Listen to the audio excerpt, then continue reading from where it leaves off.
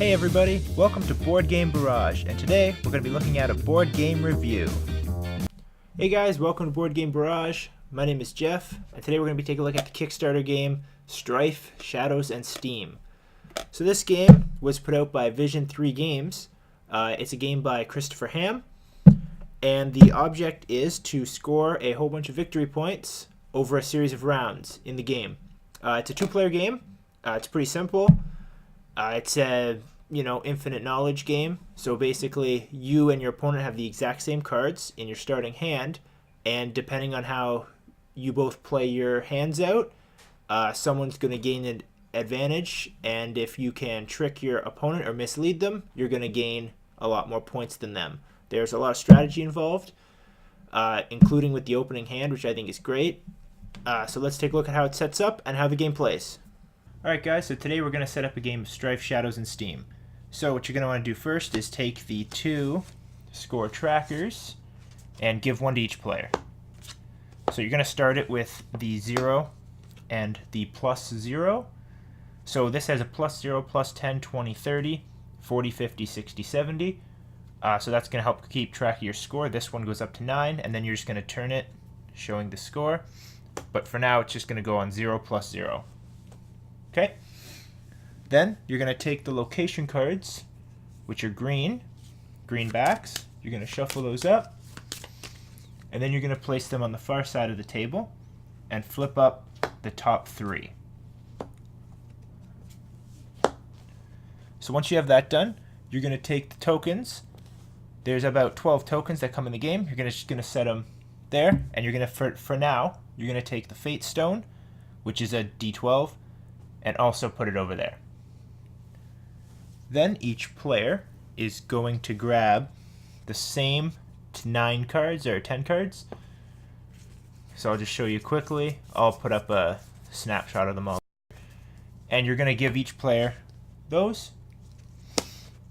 And then the final thing they're going to do is each player is going to pick one to go face down in front of the first location, and they're going to also put one in their legacy pile, which is over here. So once you're all set up, it will look like this. So Strife takes place over 3 rounds. That's one whole game, is 3 rounds. A round ends when either player cannot place a champion from their hand onto a current location, or the location pile runs out. That is one round, and you play 3 of those. So a turn is quite simple. This will be the first turn, and this is right after basic setup. So the first step you're going to do is both players are going to flip over their legacy champions. Okay? So this is the Gambler, who's power 2, and this is the Inquisitor, who's a power 8. So whichever player has the higher power begins the game with the Fate Stone. So the Fate Stone is the D12, and what it does is at the end of the game, it's worth an amount of victory points that it's on at the end of the game. So it can get up to a 12. So it can be worth 12 victory points by just holding this. So since he's power 8 and he's only power 2, he starts with it. You turn it to the 1 and put it next to his champion there. It has a bit of an effect on the game, which I'll get to later. But for now, it's just worth the 1 victory point, and that player has it. Then, neither player is going to need their hands for now.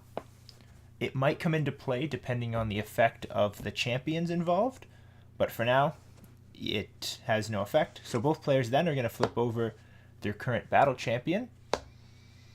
This is the Illusionist. That is the Artificer?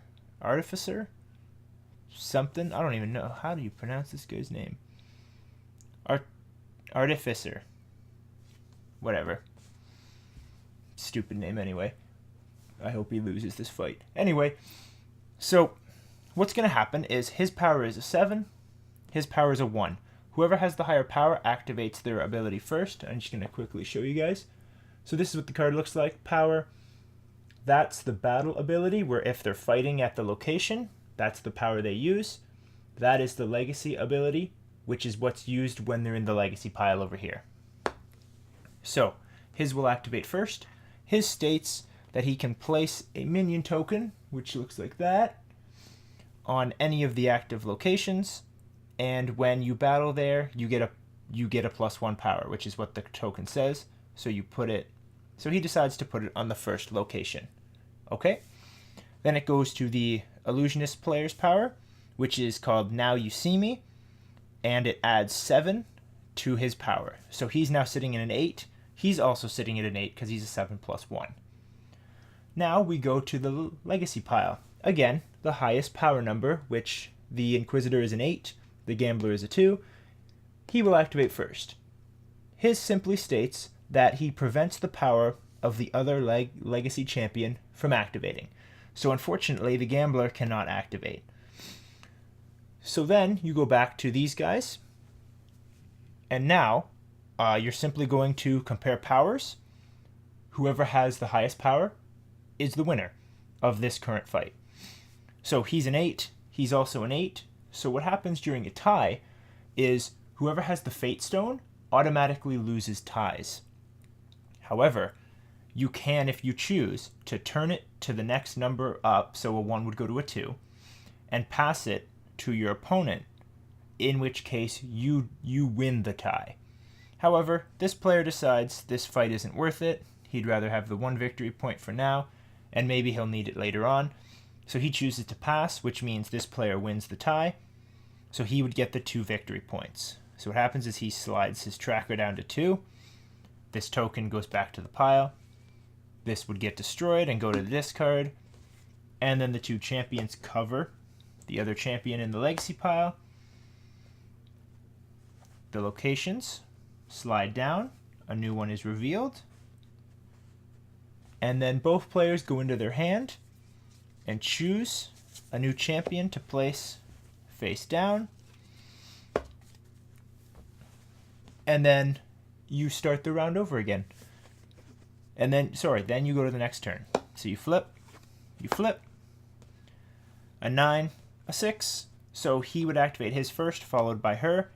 And then you'd go to the legacy pile where the 7 would activate, and then the 1 would activate, and so on. And that's how you play a game of Strife, Shadows, and Steam. It's a really good game. I recommend it highly. It's got a lot of strategy and a lot of tactics, underhanded tactics, to try and trick your opponent into thinking you've played someone when you haven't. It's pretty neat. I recommend at least checking it out.